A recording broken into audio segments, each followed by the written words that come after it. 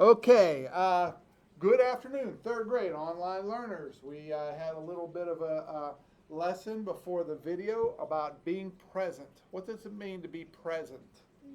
Who knows? What's it mean? Be here. Be here. What else does it mean? It means to listen. What's that? It means to listen. To listen. Put your devices away, close your laptop, and listen. Step up to the fountain of knowledge and take a drink. To quote Art Daly, great teacher from Trafford Middle School. Okay, we talked about this yesterday. Slow changes, or no, I am sorry. Changes in the crust. So this could be fast or slow.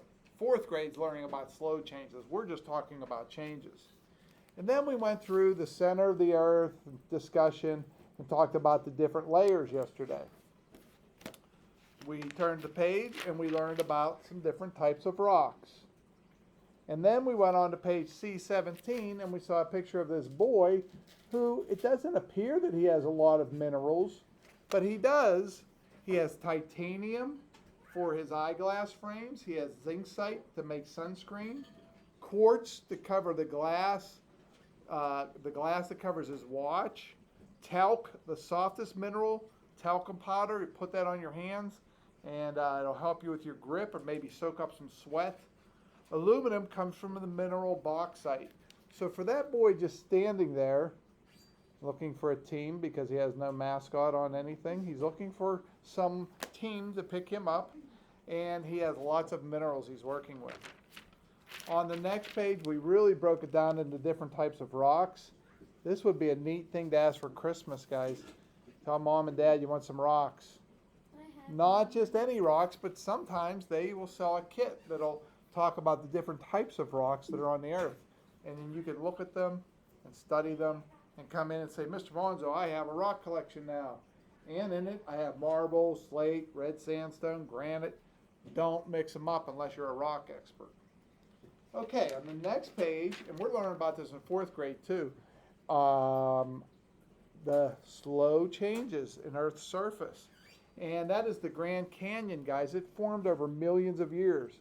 That river cut that Grand Canyon, a big valley, a big canyon, and cut a path right through it. Okay? It's so big, you can get lost in it. You may never come out. You should always go with a tour guide if you ever go to the Grand Canyon. And by the way, Pennsylvania has its own Grand Canyon. It's not this big. And no, I've never been there, but I've heard about it. Okay? Maddie has. Maddie, you been there? Yes. What, Pennsylvania Grand Canyon or the real Grand Canyon? Pennsylvania, but in a few years I will be going to the real Grand Canyon. How was Pennsylvania's? Was it nice? It was. There's a whole bunch of turkey vultures. Turkey vultures, so I have that to look forward to. When I can't make it up the hill, there'll be a turkey vulture circling me. She really makes me want to go there. They have turkey vultures. And when I go down in the water, it looks like it's frozen. The water does? It looks like it is, but it isn't. Huh. Is it just very still? It's like I can hear it sometimes. When there's a little dent. How far away is Pennsylvania's Grand Canyon from us? 4 hours. 4-hour drive. I want to go there. What's the chances of getting my, is there a beach there? My wife won't go if there's not a beach. What about the real Grand Canyon? But there are a lot of rentals. There are a lot of rentals. That should make her want to go. Okay, on the next page, we talk about rapid changes. If you're reading this at home, rapid changes is a volcano exploding or an earthquake. Those things happen fast. Was I telling you guys about when I went to the pet store and I was like, what could happen? My kids were getting a little bit older and I said, oh, they'll be fine. So I drove to Elmer's Aquarium and I'm thinking, what could happen? My older daughter's watching my son. Everything will be fine. I got to Elmer's Aquarium, and on the radio they said there was an earthquake in Pennsylvania. Now, how do I call my wife and tell her, I just ran to the pet store, and there was an earthquake? It was pretty powerful. It almost toppled the Washington Monument in Washington, D.C. So we felt it in Pennsylvania. I felt it when I was at the pet store. Just a little bit. It just felt weird. Like I was like, that's weird. But it almost stopped, and I fixed the West Washington Monument, and I've been in it, and you can see the cracks where they fixed it. Moral of the story, don't leave your kids to go to the pet store. There could be an earthquake in western Pennsylvania. How Yes. long ago was it? About 10 years ago. I was 10 years, so my son was around 10, my daughter was 12. I'm like, they'll be fine. It's only 15 minutes to the pet store, 15. What could possibly happen? An earthquake. And what, we don't get earthquakes, guys. If we're in California, more likely because of the San Andreas Fault. Earthquakes in Pennsylvania, once every 100 years. We're good for a while. 100 years later, with those. Yeah, 100 years later, my great-great-grandson will be stuck at home while his dad runs to the pet store. The last page, fossils and Earth's past. That's the last thing we're talking about in this lesson. And I'll just read that page real quick. A fossil is the remains of a once living plant or animal. Fossils can tell stories about living things of long ago and how they've changed over time. Fossils can also tell what Earth's surface was like long ago.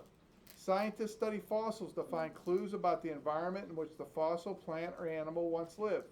For example, fossils of trees and a fly found near the South Pole have helped scientists understand that this area was once much warmer than it is today. Because how else could you have a fly and a tree on the South Pole? Okay, so it must have been warmer back millions of years ago. By examining fossils of plants or animals that no longer exist, scientists can tell what they looked like. By learning the age of rock layers around a fossil, they can tell when the plant or animal that formed the fossil lived. So the plant or animal is gone, but there's a fossil left behind. Question? Doesn't California have really bad wildfires? California currently does have very bad wildfires.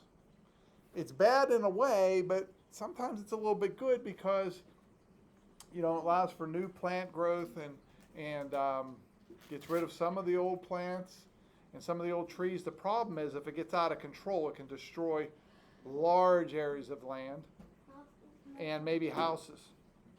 So in California, if we can have a controlled burn and control where it goes, then maybe. But every year somebody does something silly and thinks, oh, this isn't going to start any problems. Next thing you know, we have an out-of-control fire. So there's such thing as good fires and bad ones, but lately in California it's been bad ones. Yes, Levi. How have the fires been starting? How about the Amazon? How have the fires been starting? How about the Amazon? I don't know. What should I do here? I don't know who to answer. What's the Amazon? In the Amazon, they have other problems. People are actually wrecking down the rainforests to build cities and developments and houses. Okay, so that's man-made. Animals there. You're destroying them. That's right. We're taking away their habitats. In California, how do fires start? It can be as simple as somebody had a campfire and it got out of control.